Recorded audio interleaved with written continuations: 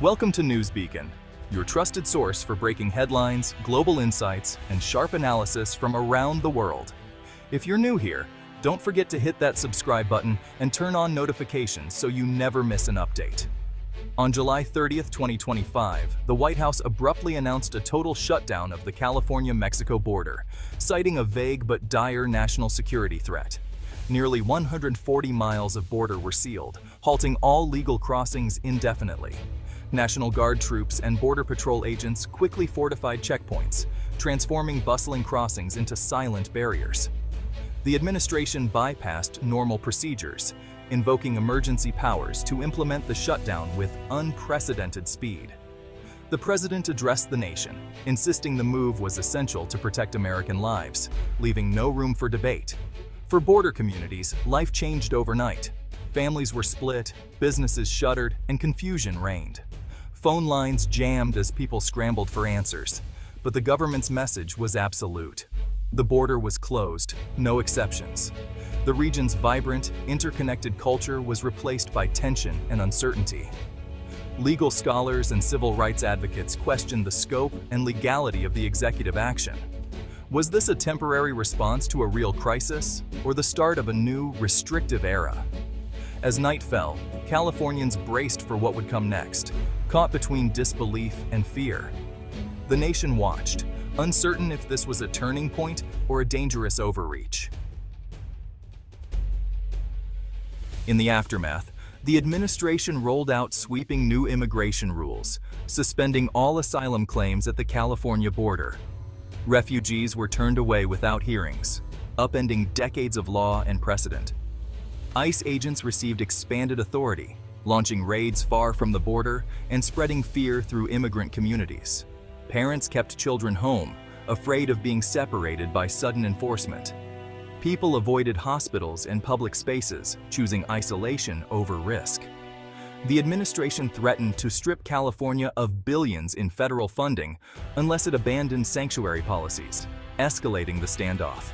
The message was clear: comply or face severe consequences. Advocacy groups were overwhelmed by calls from terrified residents. The fear was not just of deportation, but of losing homes, jobs, and families. The new reality was suspicion and dread, with every knock at the door a potential crisis. Communities felt abandoned, left to navigate an uncertain future under a government they no longer trusted. The humanitarian crisis deepened as fear and division took hold. California struck back, vowing to fight the federal crackdown in court. The governor condemned the shutdown as unconstitutional and inhumane, promising to defend all residents. The state's attorney general filed suit, arguing the president had overstepped his authority and violated due process. The legal battle quickly escalated, with California challenging both the border closure and the threat to withhold federal funds. Emergency funding was rushed to immigrant rights groups for legal aid and support. Local governments reaffirmed sanctuary policies, refusing to cooperate with federal agents. Grassroots organizations mobilized, teaching residents their rights and documenting raids. Rapid response networks sprang up to support families in crisis. California's resistance was both legal and grassroots, aiming to shield vulnerable communities. The state became a symbol of defiance, fighting federal overreach on every front. The border shutdown split the nation, exposing deep divisions. Supporters hailed the move as bold and necessary for national security, willing to accept disruption for perceived safety. They blamed sanctuary policies for encouraging illegal immigration and backed federal intervention. Critics, meanwhile, saw the shutdown as cruel and xenophobic, a violation of American values and international law. Protests erupted nationwide, with civil liberties groups, religious leaders, and business owners decrying the policy's human and economic toll. The lack of evidence for the supposed threat fueled suspicions of a political agenda. For many, the issue was about the nation's character, security versus compassion. The country was polarized, struggling to define its identity in the face of crisis. The debate raged on, with no easy answers in sight. As political turmoil raged, Southern California braced for a powerful atmospheric river storm. Days of torrential rain threatened catastrophic flooding and mudslides, especially in wildfire-scarred hillsides. The timing was disastrous. Emergency resources were already stretched thin by the border crisis. Burned slopes, stripped of vegetation, became prime targets for deadly debris flows. Evacuation warnings spread through vulnerable communities, with officials fearing fast-moving mudslides could destroy homes and close major highways. Residents packed go-bags, preparing for both evacuation and immigration raids. News updates mixed political standoffs with urgent weather alerts, heightening anxiety. Families faced two emergencies at once, unsure which threat to prioritize. The region was tested by both man-made and natural disasters, creating a sense of profound unease. The recent wildfires left Southern California's landscape dangerously unstable. Burn scars created hydrophobic ground, primed for destructive debris flows as the storm approached. Mandatory evacuations swept through canyons and foothills, forcing families to abandon homes with little notice.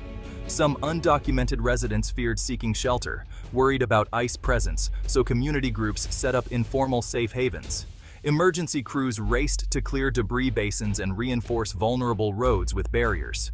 Firefighters and residents filled sandbags, hoping to hold back the worst. The dual crises forced impossible choices: safety from the storm or safety from deportation. Preparations were massive, but everyone knew nature's power could overwhelm their efforts. The community braced for impact, united by fear and uncertainty.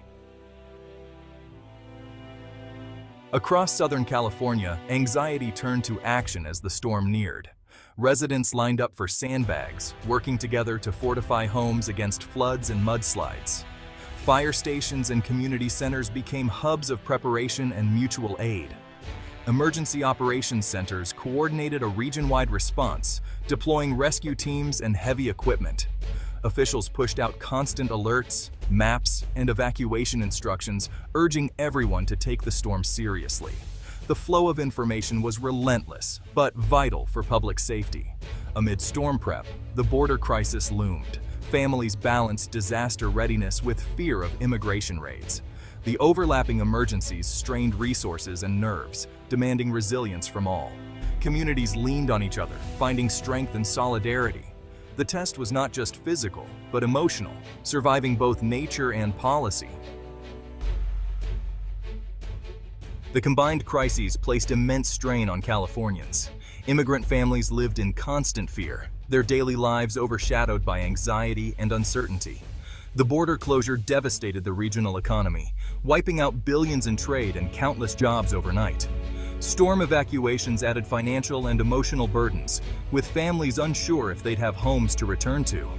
Emergency services were stretched to the breaking point, juggling disaster response and federal enforcement. The situation revealed deep vulnerabilities and the real-world impact of distant political decisions. Yet resilience emerged. Neighbors helped neighbors, and community leaders fought on two fronts. The story became one of endurance, compassion, and unity in the face of relentless pressure. Californians were tested by both conflict and catastrophe, forced to adapt and persevere.